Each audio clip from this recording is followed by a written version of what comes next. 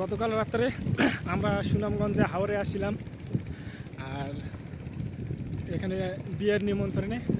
তো আজ সকালবেলা আমরা রওনা দিছি বাসার উদ্দেশ্যে আবার, কিন্তু সমস্যা হলো গত রাত্রে বৃষ্টি হওয়ার কারণে হাওরের পানির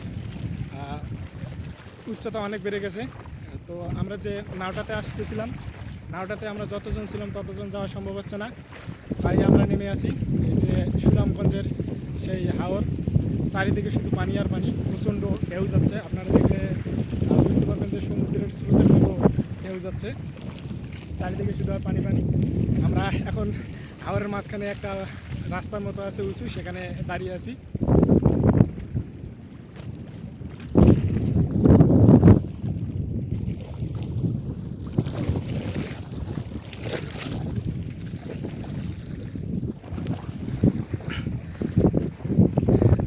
এখানে আসতে গেলে অবশ্যই অনেক বড় কলিজা নিয়ে আসতে হবে আসলে, কারণ আমরা যে এই জায়গা পর্যন্ত আসলাম অনেক স্ট্রাগল করে আসতে হয়েছে বলা চলে।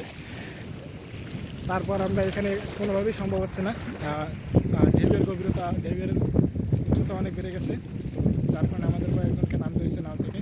মধ্যে আমি নামিয়ে গেছি যাতে বাকিরা কয়েকজন করে আমরা তীরে পৌঁছাইতে পারি। আমরা পার্শ্ববর্তী ওখানে একটা চর দেখা যাচ্ছে, ওখানে বাড়ি আছে।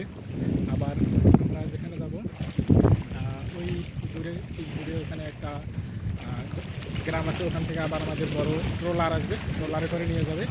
আমাদের এখন নাওয়ের জন্য অপেক্ষা করতে হবে, কখন আমাদের নাও আসবে ততক্ষণ আমরা এখানে দাঁড়াই থাকবো। প্রাকৃতিক দৃশ্যটা অবশ্য ভালোই, কিন্তু আসলে একটু ভয়ঙ্কর। সব মিলিয়ে অভিজ্ঞতা অত্যন্ত ভালোই।